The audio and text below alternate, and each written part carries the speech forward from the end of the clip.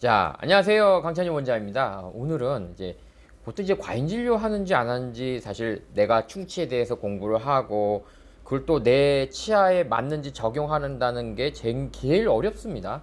그래서 그런 것들, 그러니까 내 치아 상태를 모르고도 어떤 상대방의 어떤 행동이나 패턴을 가지고 상대를 평가하기도 하거든요. 그래서 과잉 진료하는 치과들의 특징에 대해서 한번 알아보겠습니다.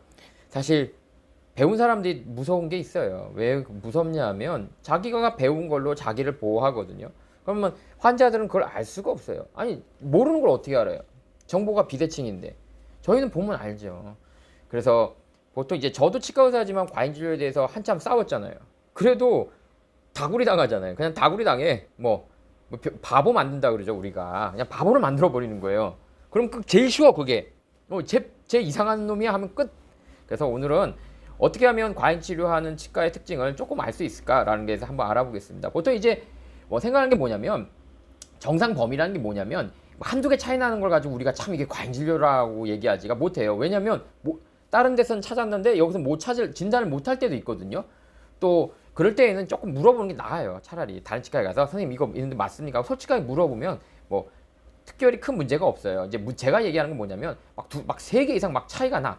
그럼 이게 문제가 있는 거예요. 그래서 과잉 치료한 특징을 한번 보면 일단 특징적이 있어요. A치과, B치과 보면 축치가 3개 이상 차이가 나요. 또 미리 이런 조금 뉘앙스를 줘요. 예방적으로 미리 치료해야 된다라는 좀 그런 말을 자꾸 해요. 그래서 초기 축치는 미리 치료하는 걸 추천하는 경우가 많거든요. 근데 좋은 선생님 만나보세요. 얘기도 안 해요, 심지어는. 그래서 부친절한 얘기도 듣지만 얘기를 안 하거나 아니면 그냥 닦어 하고 막 조금 귀찮아 이런 식으로 보내요. 그리고 환자는 서운한 거야. 근데 과잉 진료 치과 가면 엄청 잘해줘. 업고 다녀. 아, 역시 여기는, 아유, 저 못됐어, 저 새끼. 아유, 그런 말 하면 안 되죠. 예. 저는 못됐어. 이렇게 하고 하는데, 오히려 과잉 진료 치과 입장에서는 뭐가 업고 다니거든. 그러니까, 여기 짱이야. 여기 친절하고 좋아. 여러분, 친절하다고 너무 좋아하지 마세요. 예? 다 공짜가 어딨어요, 세상에. 그 다음에 또 치과마다 치료할 충치가 조금씩 다르더라고요. 얘는 여기 얘기하는데 여기요. 대도 않는데 얘기하는 거예요. 앞뒤 얘기하는 수준이 아니고, 얘는 얘는 여기 그럴 땐 조금 의심해야 되고요. 근데 치료 계획이 좀 너무 달아요. 이렇게, 예를 들어서 조금 심한데 파봐서 신경치료 할 수 있습니다. 이런 건 괜찮은데, 어디는 좀 닦으라 그러고, 어디는 조금 떼우면 될 것 같은데, 이렇게 한다든지. 좀 너무 차이가 나면 한번 확인이 필요해요. 그 다음에 신경치료나 이런 걸 갖다가 할 때 얘기를 안 하고 하는 거야. 이거 충치 치료하겠습니다. 간단하게 치료합니다 하고 그냥 해. 그걸 하고 나와서 한 60만 원 나올 것 같아요. 그러면 그때서야 내가 뭐 했는데요? 신경치료 하셨는데요. 그때 아세요. 왜 모르냐면 마취를 했으니까 자기가 뭘 하는지도 몰라. 그렇죠? 그 다음에 시큰거리거나 그런다고 당일 바로 신경치료하는 경우도 많아요. 그래서는 안 돼요. 그러니까 응급이 아니에요. 내가 진짜 밤에 대굴대굴 구르다 오지 않은 이상은 예약을 잡고 차분하게 예약을 잡고 인터넷을 통해서 내가 받는 치료가 무엇인지 알아보고 이거 혹시 과잉 진료 아닐까 해서 한 번 더 다른 치과에서 확인할 필요가 있는데 과잉 진료한 치과들은 다짜고짜 그냥 그날 치료하는 거예요. 그러니까 치료 받고 하는 거죠. 또 그런 게 뭐가 있냐면 또 치아 균열, 치아에 금이 갔어야 하고 당일 치료한 경우가 많거든요. 죄송한데 성인들 중에 치아에 금이 없는 사람들 찾기가 되게 어려워요. 그러니까 금이 있다는 이유만으로 이걸 다 치우면 대한민국에 생리 가지고 있는 사람 아무도 없는 거예요. 그게 허위 양성이라 그러거든요. 유식한 말로. 그러니까 무조건 할 수는 없다는 거예요. 최소로 해야지. 그게 걱정된다고 해서 마치 생각하는 것처럼 미리 해버리면 대한민국에 그럼 남는 사람이 없는데 그러면 우리 대한민국 사람들은 다 그러면 다 해야 된다는 얘기예요. 그러니까 그게 말이 안 된다는 거예요. 그리고 작년에 치료했는데 또 치료하자. 이거 또 작년에 검사했는데 갑자기 또 나와. 그럼 좀 그랬을 때 가끔 맞을 때도 있지만 대부분 요때 의심하는 거예요. 근데 지금 저희까지 제가 지금 몇 가지 얘기했지만 그 중에 이게 한 두세 개가 또 걸려 같이. 그러면 이건 점점 확실해지니까 하나 정도 가지고 맞다 틀리다 하긴 그렇지만 이게 두세 개의 행동 패턴이 보인다는 거죠. 그다음에 레진 치료 시 3개 이상 갑자기 불러. 무슨 얘기냐면 심하면 그럴 수도 있죠. 근데 2, 3년 내에 특별한 얘기가 없었는데 갑자기 너 두세 개 해야 돼. 그러면 조금 확인이 필요하고요. 근데 예전에 치료한 부분이 있는데 그거 다 치료하지. 예를 들어 여러분들이 부자야. 그래서 차가 한 10개 있는데 그 차 영업사원이 딱 보더니 10대 다 오늘 끝났어. 이거 다 바꿔야 돼.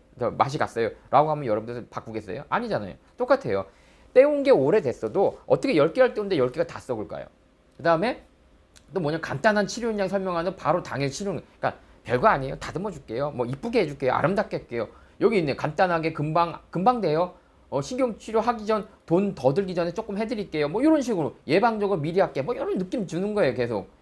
그리고 또 심지어는 이런 것도 있어요. 설명도 없이 치료를 해. 그럼 뭐 했나? 뭐 요 정도 느낌. 뭐 근데 왜 이걸 못 멈추냐면 하다가 안 돼요. 이게 안 되거든요. 그래서 치료실 밖에서 알았을 때. 그다음에 비보험 치료자는 사실 비싸잖아요. 치과는 돈이 문제잖아요. 근데 뭐 10만 원이 20만 원 얘기로 해야 되는데 뭐 얼마 안 나와요. 뭐 충치 제거에 레진 인내일을 설명한다든지 이거 신경치료 비용 같은 거 말로 해서 여러분 신경치료가 잘 뭔지 몰라도 신경치료 해드릴게요. 아니면 충치 조금 다듬어 드리는데요. 한 60만 원 들어요. 그러면 여러분들 솔직히 가만히 누워 있어야 하면 어디 있어요? 잠깐만요. 잠깐만요. 이러지. 그러니까 이 비용이라는 게 참 중요해요. 근데 그래서 비용을 설명하지 않는 이유가 거기 있는 거예요. 뭐 간단한 치료예요. 뭐 할까 충치 조금만 다듬어 줄게요. 뭐 그럼 사람들 할 수 있어요. 마취한 김에 조금 치료하죠. 근데 한 100만 원 나올 것 같은데? 그러면 여러분들 안 일어나겠어요? 바로 일어나지. 뭐 제가 뭐 예약하세요 뭐 이런 말 안 해도 필요 없어. 그냥 벌떡 일어나게 돼 있어. 그쵸? 그다음에 또 여기 또 나오지만 간단해. 설명 없이 마취하고 이런 데 있다니까요. 사람들이 근데 환자들은 생각을 못 하는 거예요. 이걸 뭐 덮어놨는데 포를 이렇게 덮어놓잖아요. 그럼 잠깐만요. 이게 안 돼요. 쉽지가 않아요. 그다음에 뭐 사랑니나 스케일링 교정 중 갑자기 뭐 좀 간단하게 해드릴게요. 뭐 이런 식이에요. 앞에 내용 내용이랑 겹치는 게 한두 개씩 꼭 있어요. 그다음에 어린이들 같은 경우는 예방적으로 좀 하자. 미리 좀 하자. 뭐 이런 식으로 많이 해요. 그다음에 요즘 어른들은 안 되는데 만 12세 미만 그 레진 치료라고 해서 비싼 건데도 연구체에 대해서는 하거든요. 그러니까 막 5, 6학년들 막 중학생 진입하잖아요. 그러니까 중학생 하기 전에 해. 엄마 막 꼬셔요. 그래서 하는 경우도 있어요. 그래서 이럴 때는 꼭 다른 치과 꼭 확인하거나 예약하고 하세요. 괜히 이 손을 대게 되면 뭐가 문제냐면 계속 바꿔야 돼요. 그러니까 멈출 수 있는 것도 건들 수 있고 한번 치과 재료는 바꾸잖아요. 그럼 다음에 또 바꿔야 돼. 그럼 또 바꿔야 돼. 그럼 망한다는 거죠. 그럼 이 바꿀 때마다 깨끗한 건강한 치아들을 조금씩 더 파야 돼요. 그 까만 부위거나 더러운 부분만 제거할 수는 없거든요. 그러니까 자꾸 치료하는 거니까 한 번만 치료해도 될 거를 이렇게 한 번만 치료해도 될 거를 두 번 치료하게 되면 뭐가 문제냐면 생일을 더 많이 깎는다는 거예요. 그 다음에 제일 먼 게 악플이 없는 치과는 조심하세요. 아무리 좋은 치과하고 서울대고 뭐고 악플 다 있어요. 어떻게 100% 만족을 시키나요? 그럼 섞여 있어야 돼요. 강원장 봤더니 좀 이상해. 뭐 이런 것도 있어야 되고 강원장 좋은데 왜 그래? 섞여 있으면 그 얘기는 뭐냐면 사람에 따라 좋을 수 있는 게 자기가 그 치과 안 맞을 수 있다는 얘기지 이게 나쁘다는 의미는 아니고요. 근데 이런 말이 있어요. 일률적으로 아우 짱이야. 아우 선 원장님 죽여줘. 이런 것만 있다면 수상한 거예요. 그래서 맘카페나 이런 거를 너무 믿으면 안 된다는 거예요.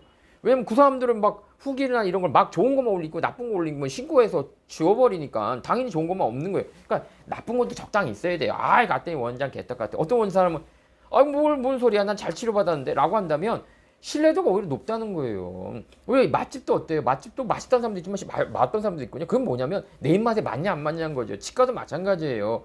나이가 뭐 예를 들어 과잉진료 환자가 강원장한테 왔어? 그럼 만족스럽죠. 이거 과잉진료 맞습니다 하면. 근데 잇몸 환자가 왔어? 잇몸이 나쁜데요. 뭐 잇몸 치료 받으셔야 되는데요. 뭐 더 이상 어떻게 할 게 없잖아요. 그랬을 때 불만도가 올라가는 거랑 똑같은 거죠. 그래서 또 마지막으로 좀 정리를 한다면 또 이런 치과가 있어요. 뭐 다른 치과하고 차이 난대요. 뭐 그러면 간단해요. 차이 난다 그러면 저 같은 경우는 이렇게 보여줘요.